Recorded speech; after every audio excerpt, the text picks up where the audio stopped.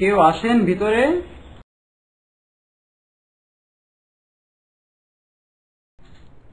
কে পথিক, তুমি কি চাও? আমি রাজার দূত। রাজা আমায় দায়িত্ব দিয়েছিল পৃথিবীতে দুটি আশ্চর্য সালাদ গাছ আছে, আর সেই সালাদ গাছে দুটি সালাদ ফল আনতে আমাকে দায়িত্ব দিয়েছিল। তাও সালাদ ফল গাছ কি পেয়েছো? হ্যাঁ পেয়েছি, কিন্তু ভয় লাগছে যে প্রচন্ড রোদ, এর ভিতর কি রাজার সামনে আমি সালাদ ফল নিয়ে উপস্থিত হতে পারবো? সালাদ ফল যদি শুকিয়ে যায়? তুমি আমার এখানে বিশ্রাম করো, কিন্তু তোমার ওই আশ্চর্য সালাদ ফল একটু খেয়ে দেখতে ইচ্ছে করছে। আচ্ছা সমস্যা নাই, আমি দুটি সালাদ ফল আনছি, আপনাকে একটা দিয়ে দিব। দাও দাও, আমার আর দেরি সহ্য হচ্ছে না।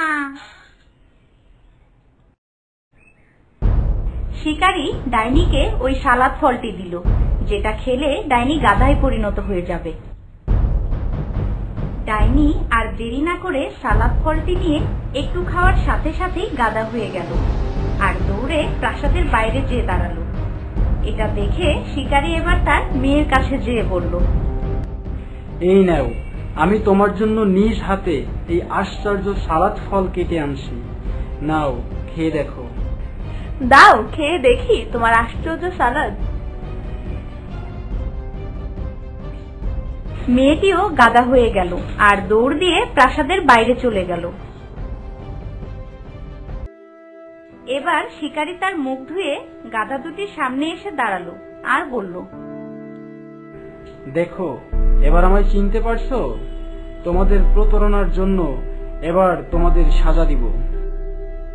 শিকারী এবার গাধা দুটিকে একজন রাখালের কাছে নিয়ে গেল আর বলল, ভাই, তুমি এদেরকে যদি আমার কথা মতো খাবার দাও আর ব্যবহার করো, তাহলে তুমি যা চাও আমি তাই দিব।